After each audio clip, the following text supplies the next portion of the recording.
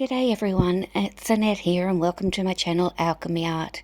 In this video I'm showing you how I made this gorgeous black, copper and gold tray. It's mainly made out of Eco Resin. It's the first time I've used an Eco Resin and I love the end result. The Eco Resin I'm using is called Resmonite. It's from Resin Warehouse here in Australia. I'll also be using their black oxide pigment powder and some foil leaf.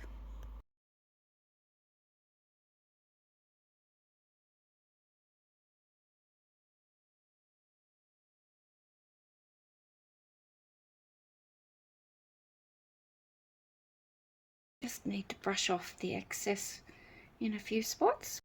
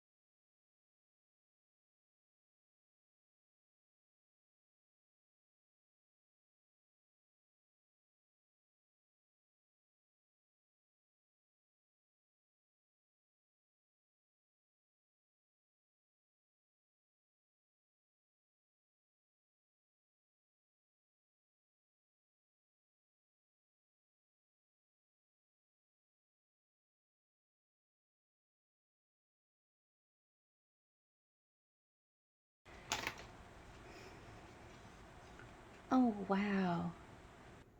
I ended up getting some of this Montana liquid gold and painting it in a little bit, and then I thought I wonder how it'll look if I splash some as well. So I'm going to try and splash I should say, a bit of copper and also gold.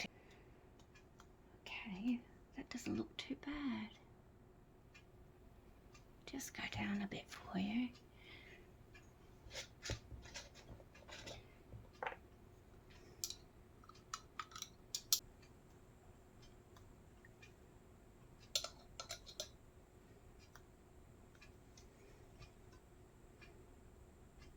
Kind of like that.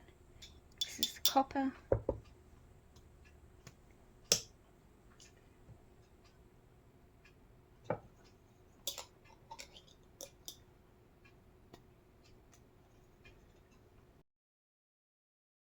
Randomly pulled out 3 different types of possible sealers for this Resmonite while I'm waiting for the proper product to come. So I'm just going to try it on the back of this. I've given them all a good shake. So I've got some Atelier Universal Medium and Varnish, and it's clean up with water afterwards. Joe Sonia All Purpose Sealer, and it is also clean up with water afterwards. And from Bunnings, Just a Boil brand of clear satin varnish, and it's also clean up with soapy water. So as they are all clean up with water, I think they should be okay with this Eco Resin. First one I'm going to try is Universal Medium Varnish by Atelier. I'm just putting a little bit on the back of an old tile. Oh, sorry, an old coaster. And we'll just do a stripe down here. Give the Joe Sonia All Purpose Sealer a go.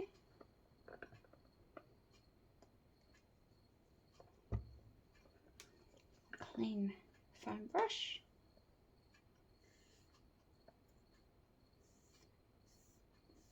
Lastly, the Boil brand from Bunnings, which says clear satin varnish. Another clean brush.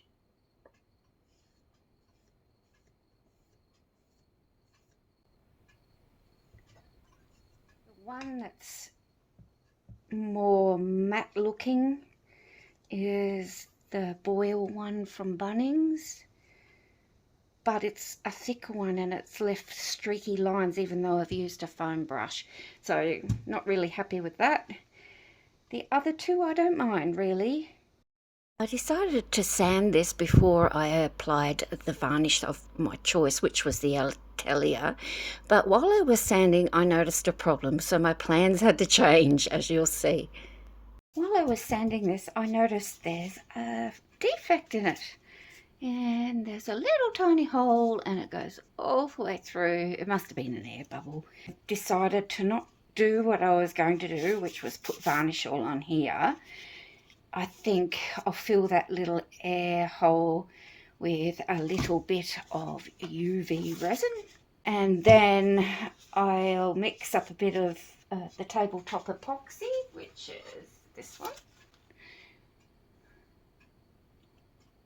I'm going to mix it with black a little bit and just put it only on this section here. I couldn't keep on sanding in case I got some more holes, and I thought because of those stripes that are there, if I just use the clear varnish, you'd still be able to see them. So that's why I've gone down the resin track.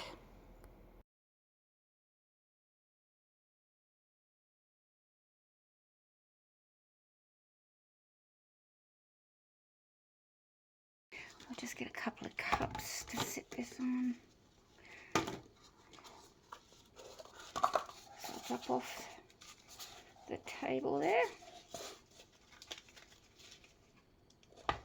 And hopefully any resin that goes over the side will just be on that tape only. To put this UV resin on the other side. Yeah.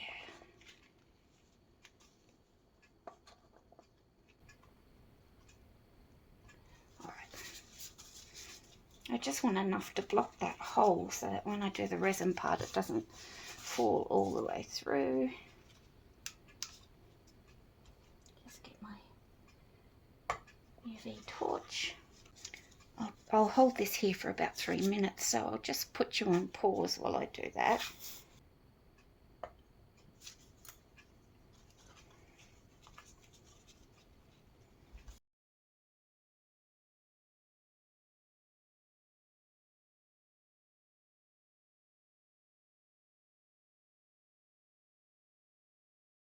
Now we just need to get this tape off. We'll just see how it goes. Sometimes it peels off really easy. Sometimes you need a bit of heat from your heat gun. Yeah, I might use the heat gun. I think it's sticking a little bit.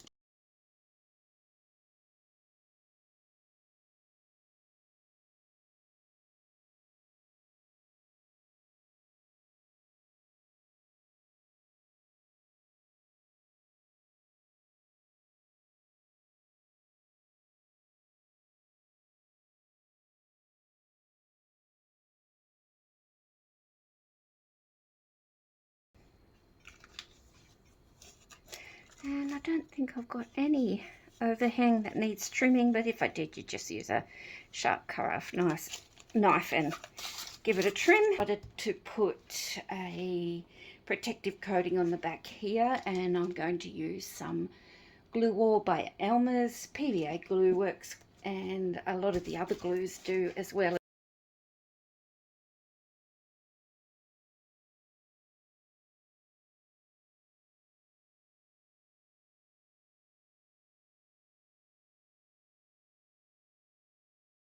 I'll just leave this to dry and I might come back tomorrow and just use the resin.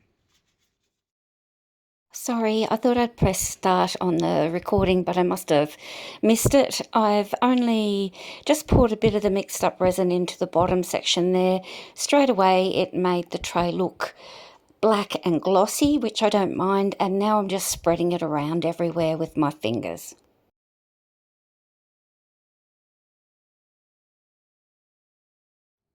This is cured nicely. It's a bit patchy on the side, but I'm not too mad at it. If it bothers me too much, I can always put some metallic gold pen. And now it's time to get the glue off. I usually just heat it slightly with my heat gun. And then find a weak spot and use a sewing awl or something sharp and pick it up a little bit.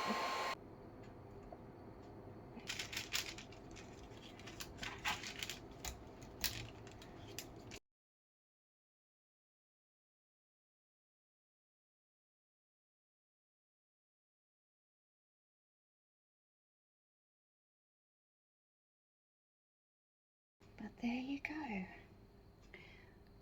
It's quite beautiful.